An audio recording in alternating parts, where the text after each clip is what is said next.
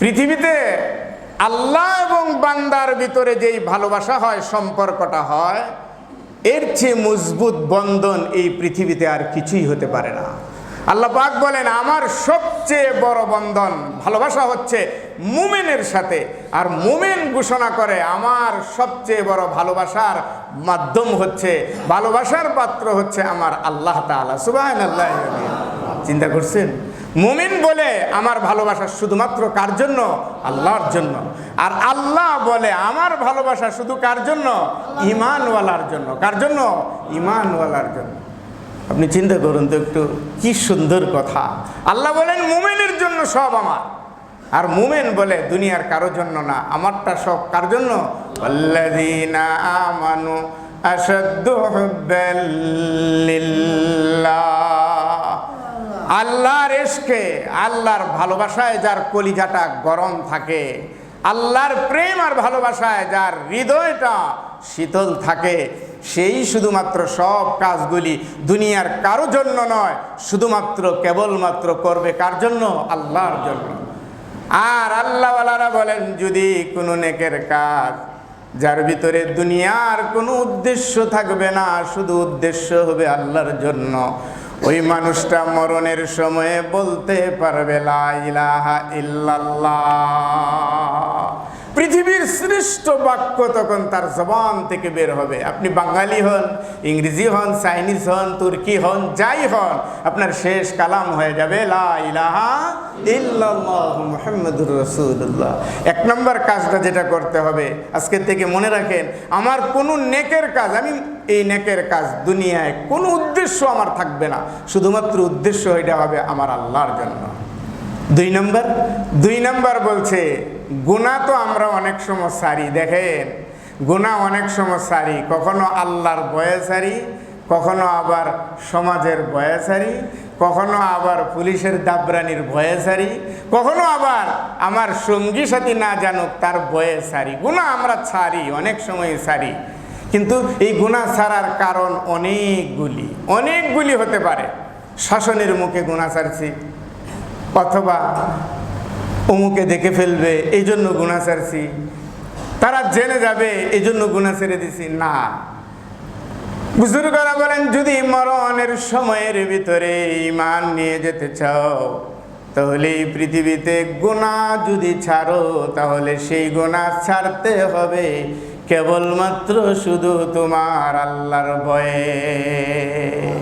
ছোট হোক বড় হোক, গুনাহটা যখন বান্দা আল্লাহর ভয় নিয়ে যখন ছেড়ে দেয়, তখন আল্লাহ পাক এতটা খুশি হয়ে যায় যে বান্দা সুযোগের পর সুযোগ পেয়েও যেই গুনাহ করার জন্য আগ্রহী ছিল, এবার এই গুনার সুযোগ যখন হয়ে গেল, দুনিয়ায় কোনো সাক্ষী থাকবে না, দুনিয়ায় কেউ জানবে না, এমন সুযোগ পাওয়ার পরেও যখন বান্দা আমি আল্লাহর ভয়ে গুনাহ ছেড়ে দেয়, ওই বান্দাটাকে তখন আমি নির্বাচন করে ফেলি যে ওই বান্দার সাথে আমি আল্লাহর কথা হবে জান্নাতে। আমি তখন তাকে নির্বাচন করি, কারণ যেই গুনার জন্য দিনের পর দিন সুযোগ খুঁজেছে, দিনের পর দিন এই গুনাহ করার জন্য সুযোগ খুঁজছে, মাসের পর মাস কত রাত্র পর্যন্ত জাগ্রত রয়েছে এই গুনার সুযোগটার জন্য, কিন্তু আজকে গুনার সুযোগ মিলে গেল, কিন্তু আমি আল্লাহর ভয়ে সেই গুনায় আর হাত দেয় না, পা বাড়ায় না। ওই বান্দাটার সাধারণ বান্দা থাকে না পৃথিবীতে, ওই বান্দার কলবের ভিতরে ওই ভয় জাগ্রত হওয়ার সাথে সাথে তার ঈমানের নূর তার কলবের ভিতরে জ্বলে যায়। এজন্য যত গুনাহ ছাড়বো, কোনো মানুষের ভয়ে নয়, কোনো কারো ভয়ে নয়, গুনাহ যদি ছাড়ি তাহলে কার জন্য ছাড়তে হবে? কার ভয়ে?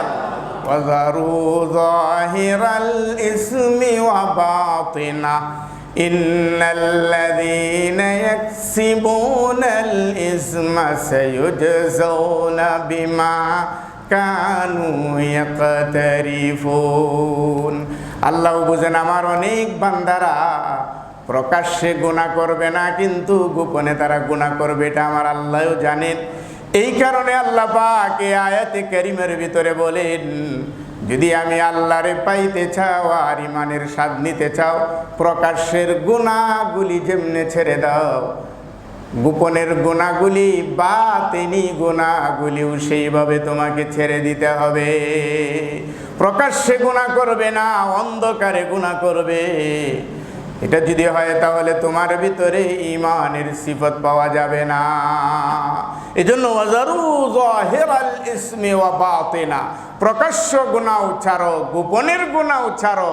যদি ঈমানওয়ালার কাতারে নাম লেখাইতে চাও, পৃথিবীর থেকে বিদায়ের সময়ে আমি আল্লাহর সাথে কথাবার্তা বলে বলে সেই মধুর কালেমা পড়ে বিদায় হতে চাও, তাহলে দুনিয়ার জমিনে শুধু আমি আল্লাহর ভয়ে গুনাহগুলি ছেড়ে দাও, আর কারো ভয়। দুইটা বললাম, এক নম্বরটার আমাদের ভিতরে আছে অনেক নেকের কাজ করি মানুষ দেখাবার জন্য। দুই নম্বরটা অনেক গুনাহ আমরা সারি আল্লাহর জন্য নয়, বরং পৃথিবীর মানুষের জন্যে। আল্লাহর জন্য ছাড়তে পারি না। পৃথিবী কি বলবে আমাকে, আমার মানুষ কি বলবে, আমার লোক কি বলবে, এই ভয়ে গুনাহ সারি। বললো যে এই গুনাহ সাইরা লাভ নাই, ইমানের মরণের তামান্না করে লাভ নাই।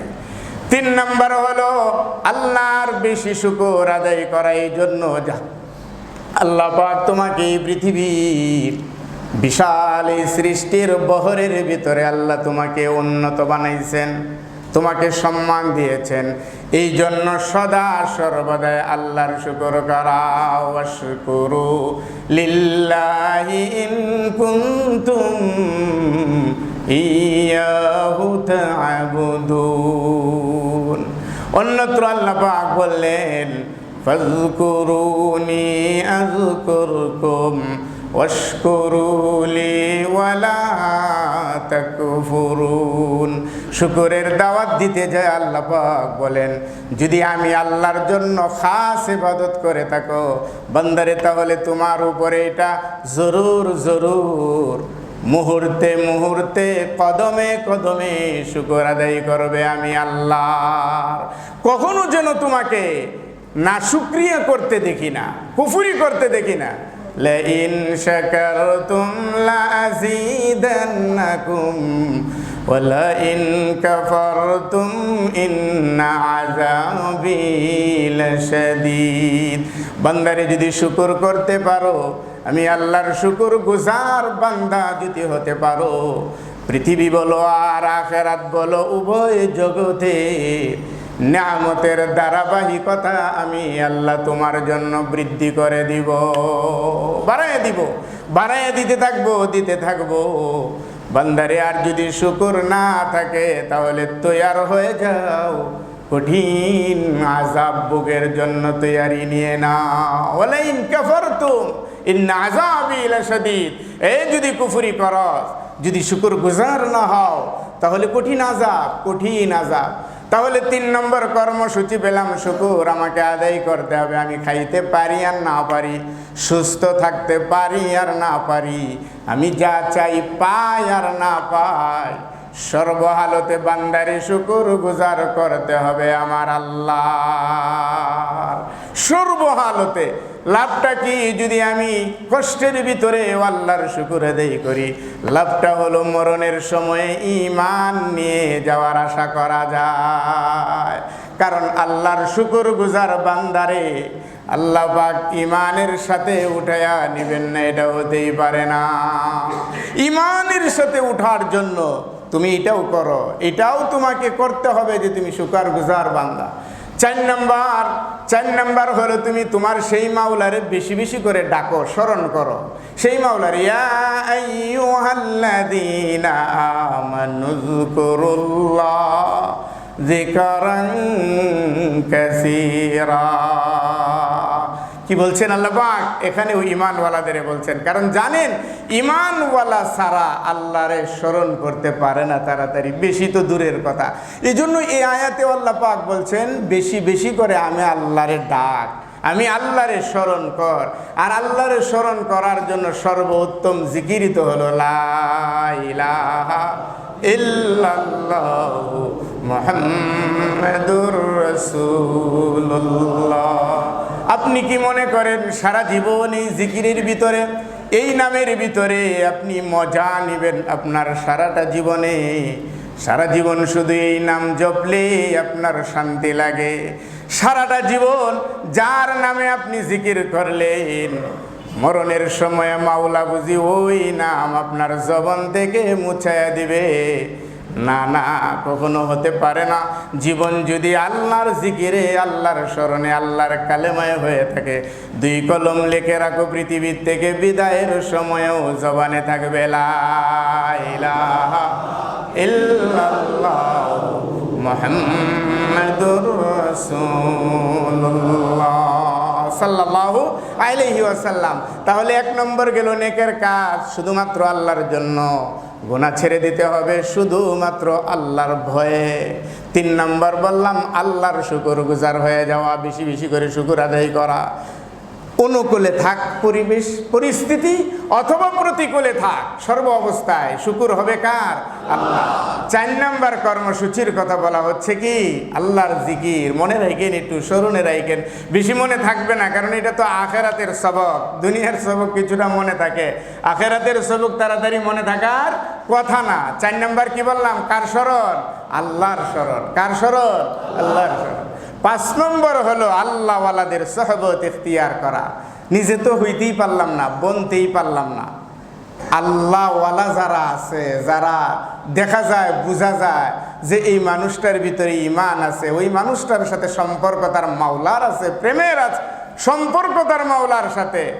মাওলাই অর্ডার দিছে, তুই যেহেতু হইতে পারস নাই, তুই এমন একটা লোকের সংস্রব এখতিয়ার কর, তারে তুই ফলো কর, যে নাকি ইতিমধ্যে আমি আল্লাহর সাথে তার প্রেম ভালোবাসাটাকে জমায়ে নিয়েছি। আল্লাহওয়ালাদের সাহাবত। ইয়া আইয়ুহাল্লাযীনা আমানুত্তাকুল্লাহ ওয়া কুনু মা'আস সাদিকিন।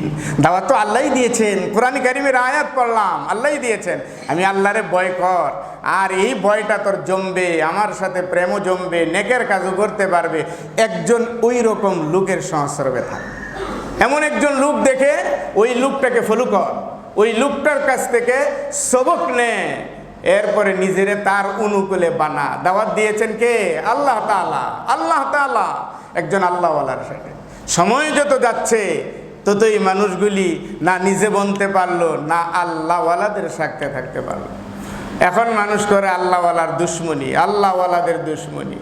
যেখানে কথা ছিল আল্লাহ পাক বলছেন আল্লাহওয়ালাদের সাথে থাকো, মহব্বত করো। নবী করিম সাল্লাল্লাহু আলাইহি ওয়াসাল্লাম বারবার উদ্বুদ্ধ করেছেন কোরআন কারীমের